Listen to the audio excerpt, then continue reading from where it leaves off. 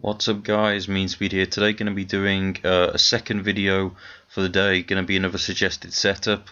This one was basically the bending bone with a sniper. I wasn't told like a specific sniper to put with the bending bone, so I just chose the golden M95 and I just chose the teleporter for a random explosive to use because in the dual short range pistol video I used an MGL. So I thought I might as well use something different with this setup. Now, when it comes to the bending bone, I'm kind of like everyone else in terms of the complaints, because really I don't think anyone says much more than the fact that it's very slow when you zoom in and it's very hard to use.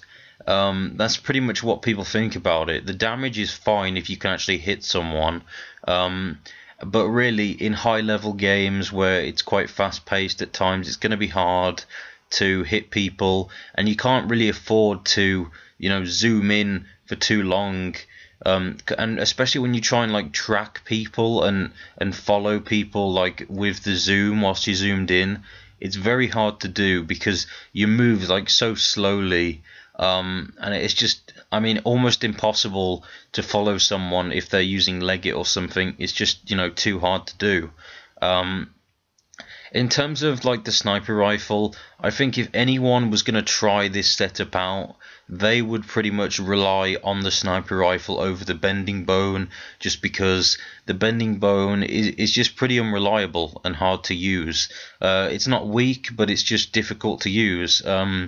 It's much easier to take a slow sniper rifle and you're going to get off the same kind of damage. It's just a lot easier to hit people with it, and actually, the zoom in is very quick. It's very quick because it's a normal sniper rifle.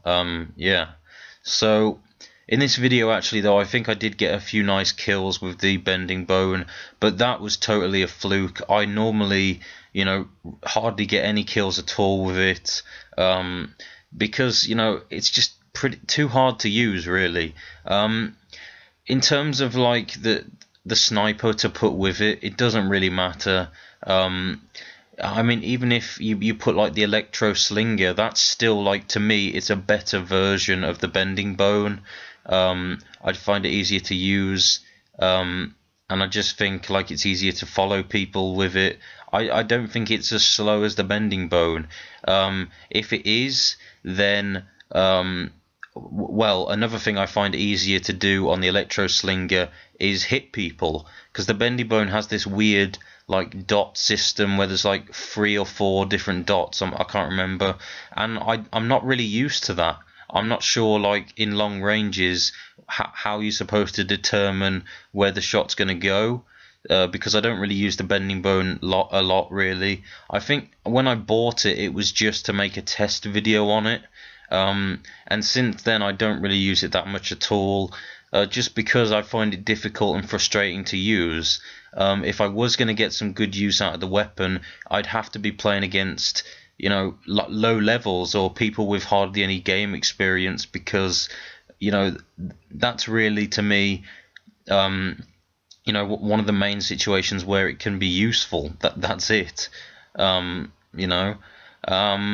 In terms of the teleporter with this, yeah, I think it is useful to have the teleporter with a setup like this, because 2 sniper rifles, so to speak, you're gonna want to stay camping, or if you're not camping and trying to get closer to people, the teleporter is invaluable. It's definitely a thing to have with you. Normally, if you've got 2 sniper rifles, you should try to camp a lot or just stay long range. In this video, I don't. The only reason for that is because I wanted to, focus on using the bending bone a bit more than the sniper. And, like I said, with the bending bone, I'm terrible using it very long range. I can't determine where I'm going to hit the person, where my shot's going to go. Whereas with the normal sniper rifle, it's pretty straightforward. You just like zoom in, and they have to be, on a certain part of the zoom.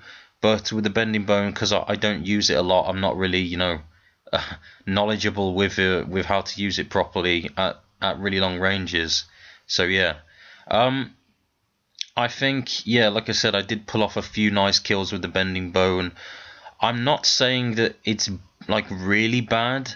It's just if you want to try and make it work, you will get frustrated from time to time because it does really seem like a challenge to use it.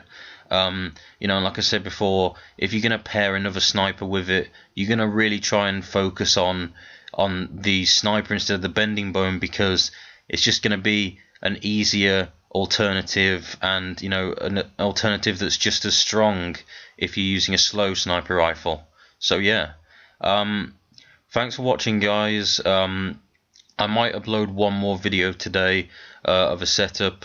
You know, I just choose them at random. I've got a list, and I just choose ones that I've got on the list that I've written down, and I'll just choose another one. So yeah, thanks for watching. Hopefully you enjoyed it. So yeah, see ya.